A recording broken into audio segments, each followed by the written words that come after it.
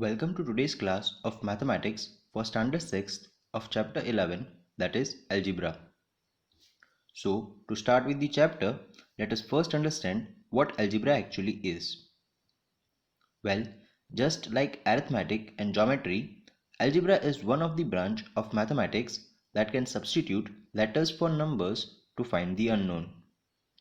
Here, since letters stand for numbers, mathematical operations can be performed on them as on numbers, and this eventually leads to the study of algebraic expressions and their properties.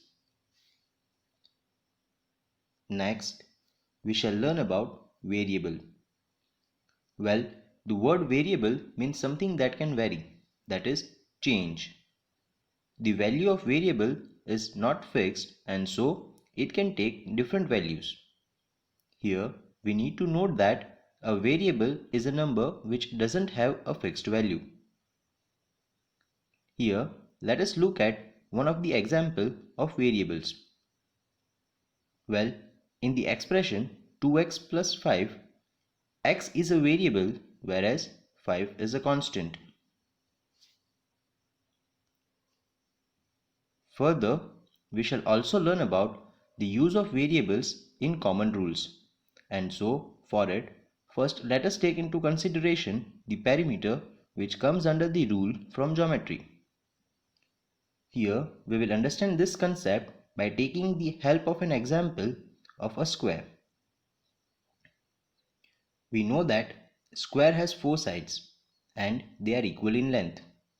Therefore, by the definition of perimeter, we can say that perimeter of square is equals to sum of lengths of all the sides, which will be equals to 4 times the length of the side of the square, which will be equals to 4 into L.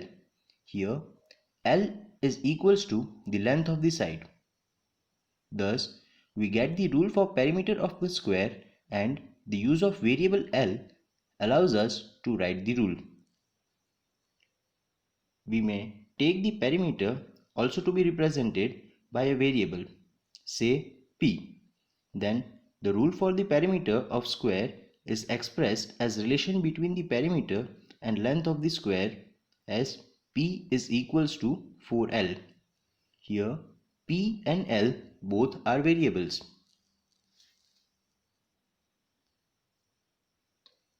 Next, we will learn about the use of variable for rule from arithmetic using the example of commutative property. Well, we are aware that commutating means interchanging. Here, we are also aware of the formulas for the commutative property of addition and multiplication of two numbers. And these formulas are, for addition, it is a plus b will be equals to b plus a. And for multiplication, it is a multiplied by b will be equals to b multiplied by a. Here, a and b both are variables. Well, from the above two formulas, we can say that commutating the order of numbers in addition and multiplication does not change the value of sum and product. And thus, the use of variables a and b allows us to express the generality of this property. Further, we shall learn about equation. An equation is a condition on variable which is satisfied only for a definite value of the variable. For example, the equation 2n is equals to 10 is satisfied only by the value 5 of variable n.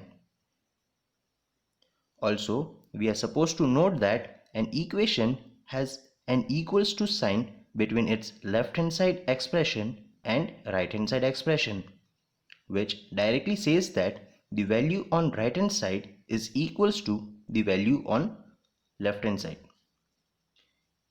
Also, if left hand side is not equals to right hand side, then we do not get an equation.